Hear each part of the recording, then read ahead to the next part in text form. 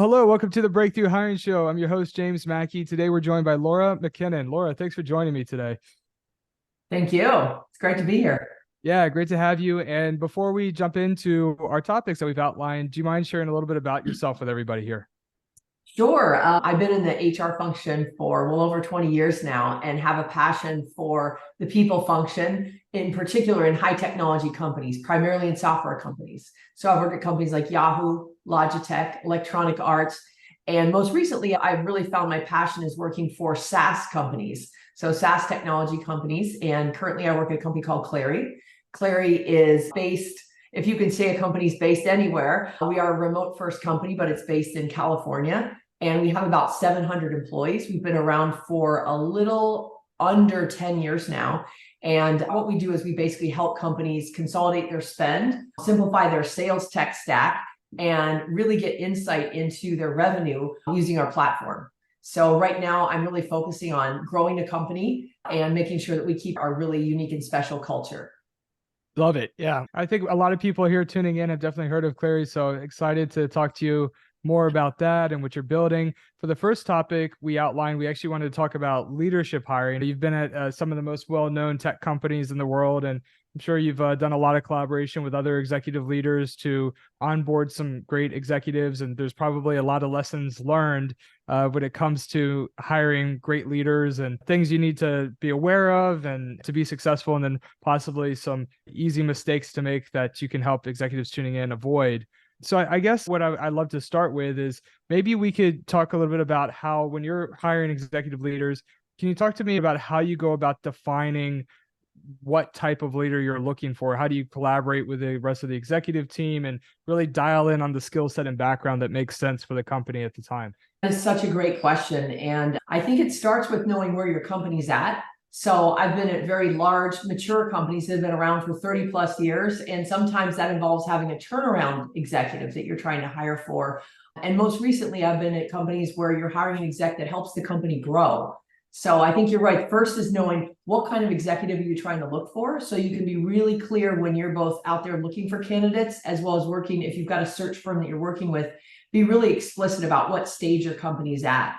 And it is a great question about falling in love with a resume, right? That does happen to all of us at times. And so one trick I've found that's been really helpful is sitting down with the hiring executive and the executive team and getting on the table, what are the top criteria? And I found 3 to 5 is the most helpful that you're trying to search for. So what are the sort of, usually it's only gonna be about 3 that can be non-negotiable, right? Because everybody wants someone to be an A plus in about 20 categories, but you really have to distill that down to what's going to make this person successful in the role and what can we give on. So that's been helpful for me so that we can get away from either taking too long because you're trying to find someone who's perfect for the role, or maybe not being clear what you're looking for. So where I've had some of the longest searches for executives, where we've had the most, maybe the least amount of success until we did a reset, was when the executive team, so their peers, had a different vision for what they were looking for out of that, their new colleague, than perhaps the hiring manager did. And so I do find when you sit down and say, here's some of the skills we're looking for, or experiences, which are frankly more important, and then you rank them, you can actually ask the exec team, can you guys help rank this? And maybe even some of their direct reports, what do you think is the most important? And if you have 3 to 5 of those, it really quickly shows a disconnect when the ranking order is very different. So for example, if it's a CFO, someone might think having taken a company public is the most essential item. And other people might say it's their ability to be a great executive partner. So really getting those on the table is one thing I've found that's been helpful for us to move really fast. The second thing that we've really discovered in talking to our candidates is trying to be really clear what your company's purpose is. At Clari, we've been talking quite a bit about this, understanding why you're at Clari, why you want to be here. And that's been really helpful when we talk to candidates, because we can explain what our purpose is and see if we've got a match. And sometimes that really helps highlight that we do have a great fit, or at other times it highlights maybe why that perfect candidate on paper is not the one that you should be hiring. Gotcha. So you had, one of the things you had mentioned was talking about, are you looking for a turnaround leader versus a growth leader? You also said to be like very clear about expressing what stage the Yes. company's in. Are there Yeah. any other kind of like high level things that you need to define that are similar to that you find like really important? Or those are a solid three things. I'm just curious if there's anything else that's like super high level like that. That's similar. Honestly, James, at the most important thing I often find is asking the executive candidate, what are you looking for out of your career? And when you're talking a C-level candidate, they're probably at the absolute apex of their career, but sometimes you might find that a CFO really wants to be a COO. You might find that a head of product wants to be a CEO. So really understanding, is this their last and final position they want to be in, or is there some additional role? And then figuring out, does my organization have the capability to give them that? If they do, you're in great shape because you actually have one additional thing that you can use when selling and attracting that candidate. If you know that's very unlikely to be a role for them, you can avoid making a mistake from a hiring standpoint where you might have a very frustrated executive in a year. So really trying to extract from them what their trajectory is. And that's, James, this is no different than any other. This could be a college hire to a C-level executive. It's not a rocket science question, and it's not an unusual question, but I find it's really essential to unpack that versus say, I know that you want to be our chief product officer. It's going that extra level to find out what else do they want and finding out if you can deliver that or not. Yeah, I hear you on that. I agree. I think it's honestly quite interesting when you talk to folks about what they're looking to accomplish long term, even if they're immediately interviewing for one type of role and then several years they want to interview, they might be looking to progress to another type of role. It's interesting. Like I put a poll out on LinkedIn about questions similar to the effect of like, where do you want to be in 5 years, or what's your kind of long-term goal? It's interesting that the majority of people really hate that question. Like 66%. And I always thought that was wild. I never fully understood it because it's like, of course, plans change and whatnot, but I feel like a lot of the most successful folks that I know, they have a plan, they have a target, something that they're working toward.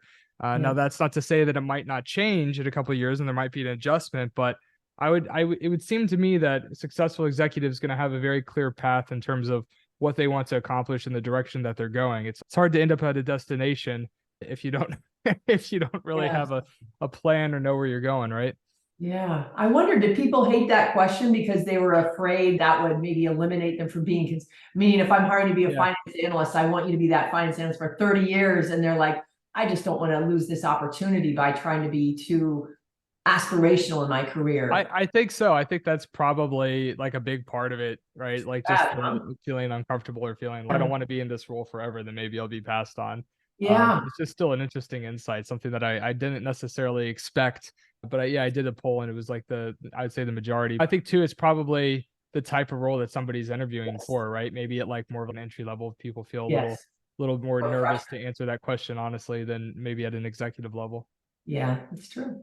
Yeah, for sure. I think like one thing that's come up quite often right now is thinking about what type of executives companies need to hire when it comes to market conditions. So I've heard both perspectives. I've heard from some leaders that they're making an adjustment to the types of executives they onboard based on where the economy is right now, particularly in tech. It's gotten hit very hard, as we know, like a ton of layoffs. And so I've heard from venture capitalists and some executives that they're looking for leaders that are maybe more of the turnaround type, or maybe a little bit more operational or financially savvy, that understand like defining a path to profitability, these types of things, those types of skill sets versus this kind of growth at all costs skill set that maybe we were using a couple of years ago in 2021 or in the bull market a couple of years prior to that. So I think that's interesting. But I've also heard that others like, no, it's a long-term game. It should be a consistent executive that's aligned with the long-term mission of the company. And the one I have noticed too, it's maybe the difference is that VCs are looking at early stage companies are pivoting, adjusting, and they're focusing on the 3, 6, 12 months right in front of them. So maybe you dial in and change the executive profile and then given the market, and maybe for late stage bigger companies, it's easier to focus on long-term. I don't know though. I haven't been in this position where I've had to hire executives like from the perspective as an internal executive, similar to yourself. So I'm just curious to get your thoughts. Do market conditions impact the type of executive you hire, or do you try to see past market conditions and look 5 years out and hire somebody based on that? It's such a great question, James, and it's something we thought a lot about. And you're right, it is absolutely situational to the business. There's definitely times when we want a growth only executive. But I think what I've found both historically and most recently, we're looking for profitable, healthy, sustainable growth. Having an executive who is not just someone who's only managed through the growth times is really helpful. It means that you've got someone who understands what it means to have a sustainable business that has a run rate that's fundable. And we've definitely found it, and I would say we're placing a higher value on those type of executives versus an executive who's only done a run up and to the right.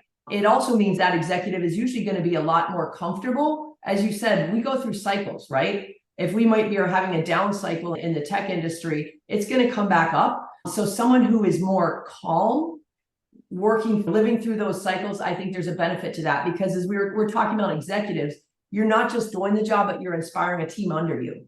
And so having someone who is really comfortable saying, I've seen this, I know how to manage through it, I've been through it twice, really not only gives the executive peers and the CEO confidence, but it also gives their staff confidence, and this too shall pass. Yeah, I think that's incredibly important. Yeah. I was speaking to CEO of a category leading SaaS company, and he was basically telling, this was offline too, so I'm not going to share his name, but basically he was talking about his product roadmap.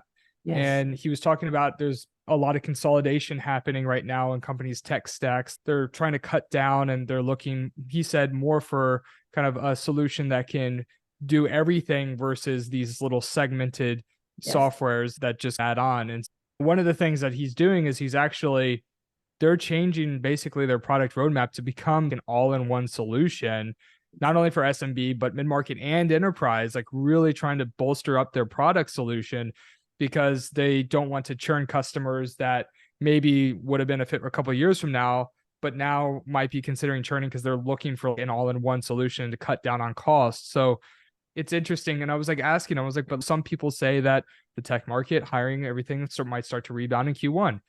But he was like, what if it doesn't? What if this is for the next year? Like, I have to operate my business from the perspective that we could be in this market for the next year.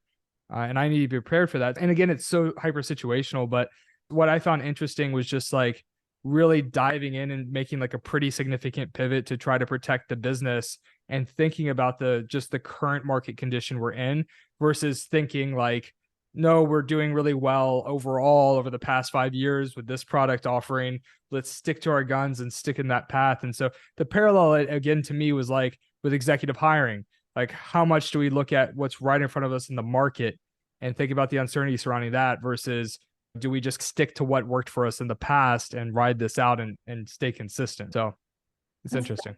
That's a tough one. And it is funny you bring up, we made the decision to be a platform. Like you said, we're seeing a consolidation in the sales tech stack, as they call it, about 3 years ago. It's not a decision you make lightly. And we've done 3 acquisitions since making that decision so that we can do a platform solution. So it's a huge investment. And boy, it definitely colored the kind of people we searched for when we hired for our head of engineering, for our head of product, and now for our CRO, our chief revenue officer, who just onboarded last week. So it's definitely a significant commitment, and not one that I would want to change every year, because we're changing everything about how we operate, how we build products. So very much a thoughtful and measured process. And you're right, if we had a company that was helmed by people who'd only done sort of single app solutions, no matter how world-class they are, we would be in a world of hurt right now. So it does help matching up your executive hiring practices and profiles with your company strategy. And the earlier you can get those two in sync, the better. As I said, we started this journey 3 years ago, and we've added those individuals carefully and thoughtfully over the past 2.5 years. And we would not be able to deliver on our promise to our customers and to our investors to be a revenue platform unless we had those individuals in seat. So Clari acquired 3 companies? 3 companies, yeah. Okay. Yeah. So we had one product that was absolutely phenomenal, right? It was this incredible solution. It got broader and broader. And the really cool thing is, and I've worked at several companies where this has happened, if you have a great product, your customer will often come to you and say, can I use you for more things? And so making sure you have a head of eng and a head of product who can think, how do I create a platform that meets the customer's needs? So sometimes you are visionary that you need to do it. It sounds like the CEO is thinking, and sometimes your customers lead you there with saying, we love your product so much. Can you build everything for us? Or in our case, we build and buy, we acquire and we build. Yeah, I think that was really interesting. And one of the benefits of moving toward this all-in-one solution is he was talking about from a pricing perspective. Yes. Like he can, for one type of solution or offering, he can actually lower it because he can offer it as a bundle and undercut competition at a better price point because they're purchasing into the entire kind of workflow, if you will, versus just a segment, which I was like, that's pretty damn cool. I can see that increasing your win rate for each individual product line as well. We have a category. We have a marketing genius who works with us, Christopher Lockhead. I think his podcast is Category Pirates. And he talks about marketing categories. And he often reminds us, Microsoft used to sell individual applications. And when they really got to the breakout point, it was when they created the Office, right? Microsoft Office. So it's the same thing. I'm sure if you bought all 5 of those applications, they would cost more than if you bought the entire Office. But there's so many business reasons why that platform or Office suite is more compelling for the business. So that's a good point. Yeah, and it also makes things stickier, right? Like you're less likely to churn customers with additional functionality. So it makes sense like why we're seeing this consolidation, and particularly amongst the craziness of the market over the past few years in tech, like the value adds of being able to offer more to customers, being stickier, being able to come in hopefully at a more competitive price point due to a bundle. I just see, and then also being, again, like just more generally speaking, resilient to different market conditions. Yeah. It makes a lot of sense. It's really interesting. That's why I like talking with executives about you and a couple of other folks I've talked with us about. It's pretty interesting how like business strategies is evolving and how people are thinking about it over the past few years. But if I were to tie it back to hiring, I think the very interesting thing about that is that what you just said about the selling, the stickiness, those are all things that people can figure out on their own, almost as I call it, the caveman inventing the wheel or inventing fire. Or you can hire someone who's actually been there and done that. So that is the really superpower of bringing in, and this isn't applicable just for executives, but bringing in at times and inserting, this is what I'm passionate about, is in a high growth company like a Clari, a Coupa, a Signal Effects, a lot of SaaS startups I've worked for, inserting in experts who've seen these things enables you to also level up and grow your existing phenomenal talent that's grown up with you. So it doesn't mean that you turn out your entire workforce and get a new workforce to be, let's say in our example, we're talking about platform ready. It just means that by inserting a few experts in who've been there, done that, or we call it at Clari, seen the movie, they can share this knowledge and they can then level up all the people around them. So you get the best of both. You get the brilliant people that helped create and start the company or who've grown with you from an early stage to add to that some outside expertise. And you just get this beautiful mix of experience and passion and incredible potential. And I think that's where Clari sort of, and many of the startups I've been at, private companies I've been at, really get on fire, is when you get that right mix. One question I wanted to ask you too is around, you mentioned these acquisitions. Yeah. I see why executives are looking to do more of a bundle and offer more. Yes. Companies are going in that direction. But that also seems also very challenging from integrating these different companies from a people perspective and from a leadership perspective. When you look at hiring leaders, do you want people that have acquisition experience or have been through a merger and acquisition? Is that something that's really important, or somebody that's maybe strong operationally to figure out how to combine the different companies? How much are you thinking about the idea of integrating these companies together in terms of an executive profile? I guess it probably depends on which hire it is, but we think nonstop about how to successfully integrate acquired companies for sure. It's the biggest investment. And as I mentioned, I've been at some very large companies and some very small companies. And there's always the risk that an acquisition ends up being shelfware. And that's usually when you figure out what happened. A lot of times is because the HR aspects of that acquisition haven't been tended to well. So you don't engage the workforce, you don't bring in the leadership team correctly, the business plan might not work correctly. I'm not sure that would be our number one or number two thing we're looking for. As you said, it's executive specific. It wouldn't be critical, and I find most seasoned executives have had at least a few experiences. We're super lucky in, for example, our head of engineering, where it's super essential that you get these groups to come together successfully on the tech side, or the potential is never realized. We hired someone who specifically had that expertise. But we're also supplementing that with basically having a PMI. We invested in a group that makes sure that we maximize the value of the acquisition that we've made. So that involves people that work on the people aspects, the product aspects, the financial aspects, even as things as small as the IT integration aspects. It's probably not our top of priority unless it's a very specific executive role, but I would find most C-level executives have had some modicum of experience either being acquired themselves, acquiring, or all of the above. Yeah, for sure. I think one of the most challenging things from my perspective would be, as a leader right now, it's over the past couple of years, potentially making significant shifts to strategy, which could be your product roadmap. It could be marketing, positioning. It could be like which roles you're going to be hiring for, the skill sets you're going to be hiring for. So everything that's okay, we change strategy, and then everything that has to happen as a result of that, right? Like, how do we think about incentivizing and rewarding, making sure that people are working on the right stuff, making sure that people understand the right point of impact, then layer in potential layoffs where you're doing team restructuring, then factoring in not only that, but we're going through acquisitions. And just the amount of shifting that's been occurring for a lot of companies in tech right now, taking that all into consideration, really does seem like it's just so tough from a perspective of being a C-level.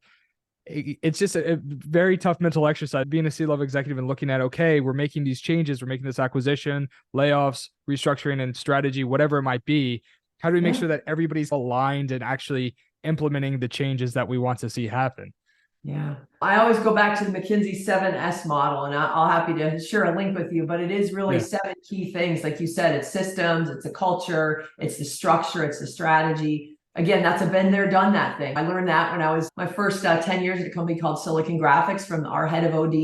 And it's really stuck, which is you can't just say, how are we going to connect these two things together? You just take a mechanical, let's say, engineering approach. How are we going to connect these two companies together? And you forget the softer aspects and the business aspects and the inspirational aspects. You end up with potentially a failed acquisition, which is a huge loss of time and money. I always go back to something like that to figure out how to successfully navigate it. And even then, you're not guaranteed success. It's a lot of hard work, basically. Yeah, no, definitely. And so as like a kind of final topic for today, I'd love to dial in more to culture. Yeah. And we talked on our prep call a little bit about driving winning behaviors. Yes. So I would love to hear from you more about what those, I think we talked about like self-accountability. I think you mentioned like courageous conversations, being data-driven. I would love to learn more about when you think about building culture at Clari and some of the other organizations you worked for, how you think about that and how you think about really making it part of day-to-day operations and how people operate and do their job.